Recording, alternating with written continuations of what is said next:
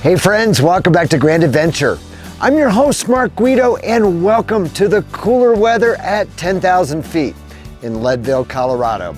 We're going to explore this area, do a little camping, and check out the mining history of Leadville, so come along with us. Stay tuned.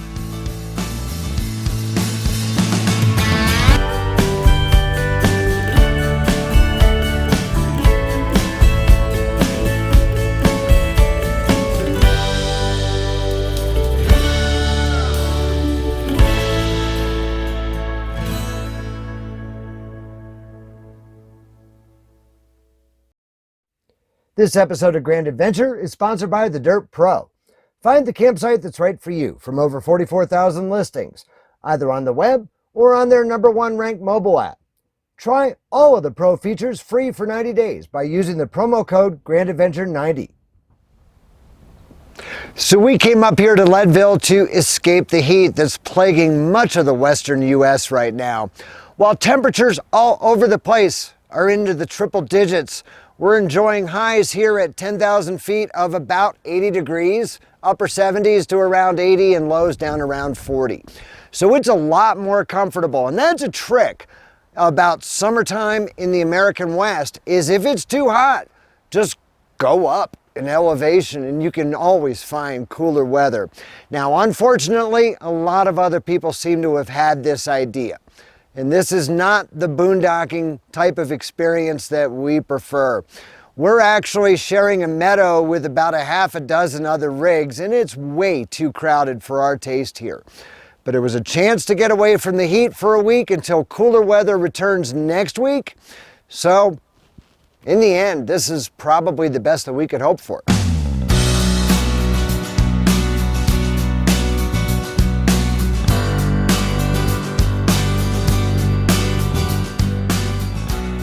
We're camped in the San Isabel National Forest, about 4 miles due west of Leadville along Forest Road 113. This is your typical free National Forest boondocking with a 14-day stay limit, situated in the shadow of Mount Elbert and Mount Massive, Colorado's two highest peaks.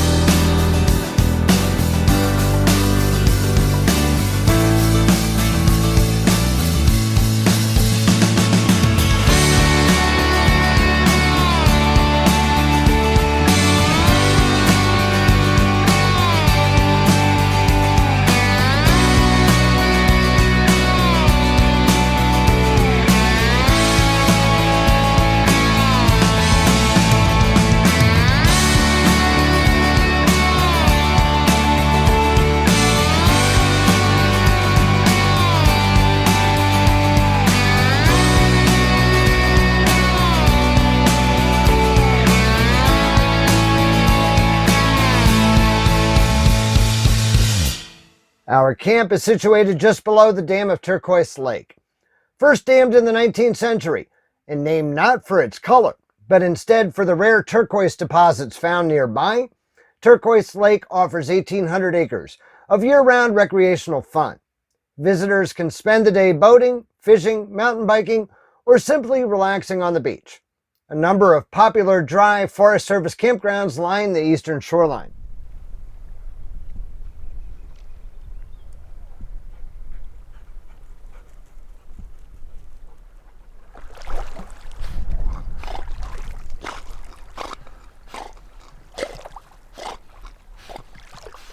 We'll be back in just a moment to explore Leadville's history and more with you.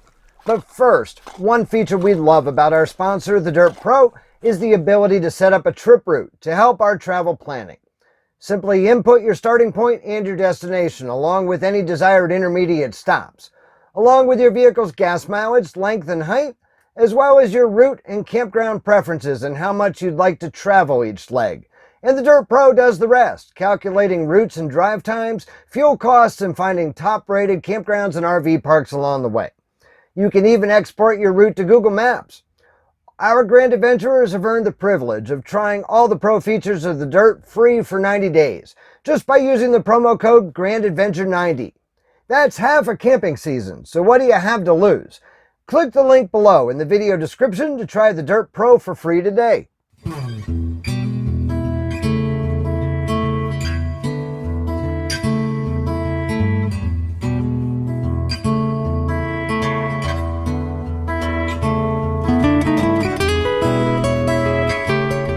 With an estimated population of 2,700, Leadville is situated at a lofty elevation of 10,152 feet, earning itself the nickname the Cloud City. A former silver mining town at the headwaters of the Arkansas River, in the heart of the Rocky Mountains, the Leadville Historic District contains many historic structures and sites in its dynamic mining era. By 1880, Leadville had gas lighting, water mains, 28 miles of streets, 5 churches, 3 hospitals, 6 banks, and a school for 1,100 students.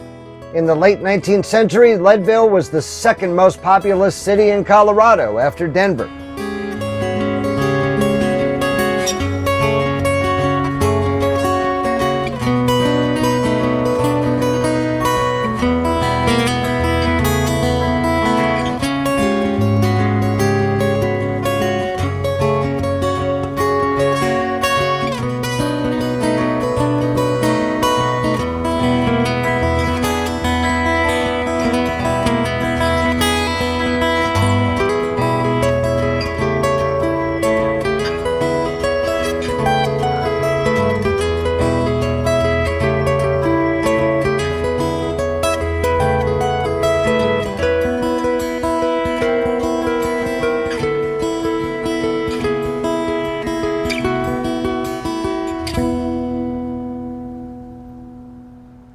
Leadville's historic mining district is located immediately east of downtown and is also referred to as the Route of the Silver Kings. It's a web of dirt roads reaching to nearly 12,000 feet that was once home to mining camps and mines, the remnants and ghost towns of which still stand today. The Leadville area was first settled in 1859 when placer gold was discovered in California Gulch during the Pikes Peak Gold Rush. The early miners had noted that mining for placer gold was hampered by heavy black sand in the sluice boxes. And in 1874, it was discovered that the heavy sand that impeded gold recovery was the lead mineral cerussite, which has a high silver content. Prospectors traced the cerussite to its source, present-day Leadville, and by 1876 had discovered several silver-lead lode deposits.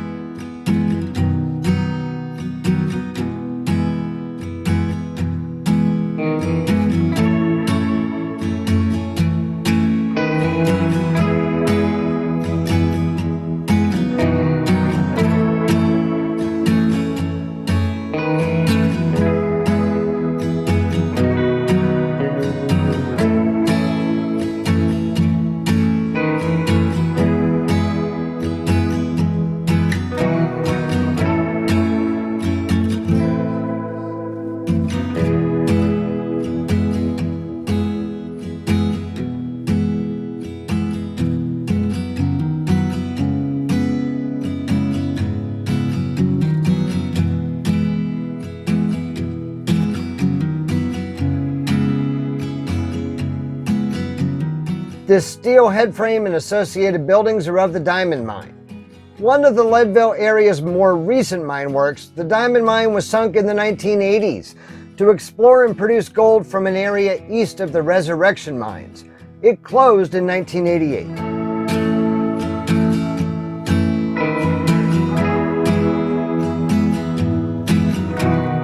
Stumptown sprung up in the early 1870s after placer gold was discovered along Lincoln Gulch and South Evans Gulch. It was believed to have been named for a German man named Joseph Stumpf. However, this man was panning for placer gold in the area long after the town was founded. Mostly a residential town, there were some saloons and a pool hall in Stumptown, which declined in the late 1880s, but was revived by development of the Ibex mines in the mid-1890s higher up the mountain to the south. It was occupied into the 1930s.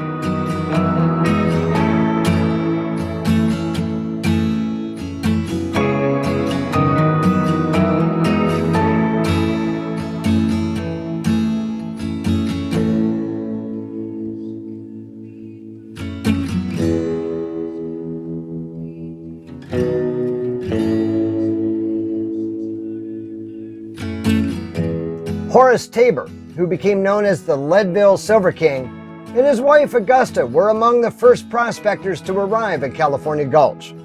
Tabor tried his luck at prospecting while his wife worked as a camp cook, laundress, banker, and postmistress. Tabor, originally from Vermont, became the town's first mayor. After striking it rich, he had an estimated net worth of $10 million and was known for his extravagant lifestyle.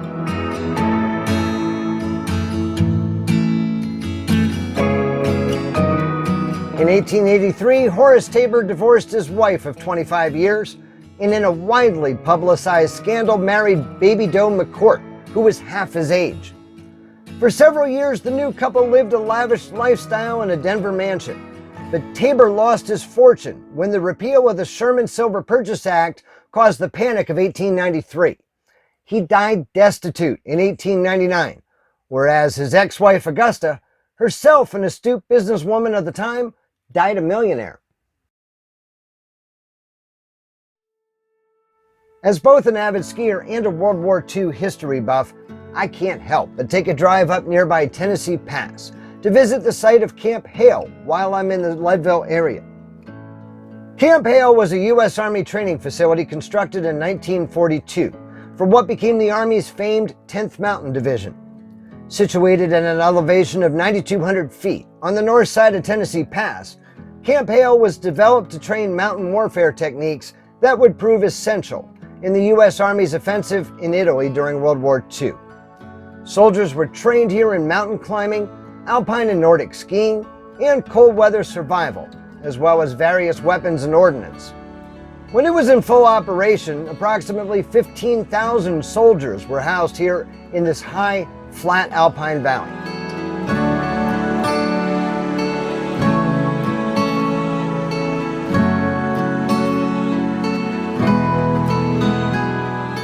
The War Department chose this location because the Denver and Rio Grande Western Railroad stopped at nearby Pando Rail Station, and historically the snowfall in the Tennessee Pass area was plentiful. Construction of the camp began in the spring of 1942 and finished 7 months later. The camp included mess halls, infirmaries, a ski shop, administrative offices, a movie theater, and stables for livestock. Trainees were taught to ski 3 miles to the south of Camp Hale at Cooper Hill, serviced by a newly built T-bar lift. The men of the 10th Mountain Division fought in the mountains of Italy in some of the roughest terrain in World War II, most famously fighting on Riva Ridge in February 1945.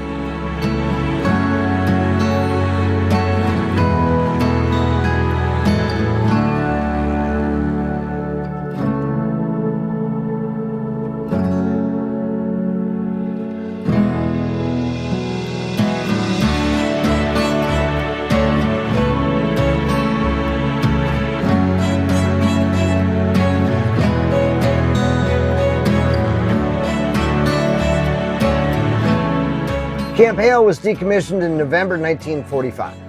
Following the war, veterans of the 10th Mountain Division returned to Cooper Hill to found Ski Cooper, which continues to host skiers, as well as a Memorial Day celebration for the World War II veterans of the 10th Mountain Division. Many other 10th Mountain vets went on to develop the U.S. ski industry that blossomed all across the country in the years immediately following the war.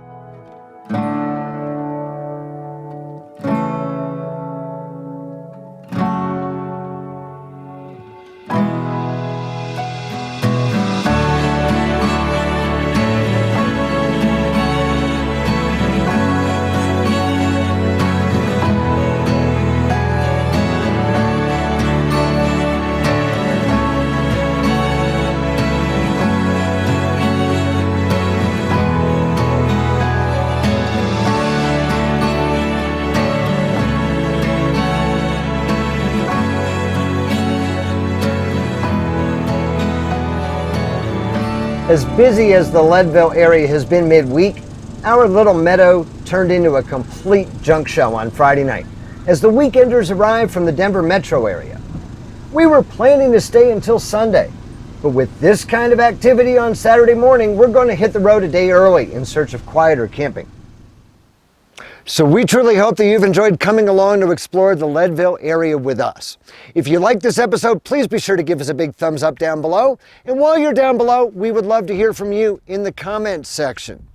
Now, we'd be honored if you shared Grand Adventure with your friends, family, and on social media. But if you're not yet a Grand Adventurer, this is the perfect time to go smash that little red subscribe button down there on your screen and ring that notification bell to be sure that you come along on each and every Grand Adventure that we air each and every Wednesday evening. So until next week, please remember, life is nothing but a grand adventure. We'll see you then.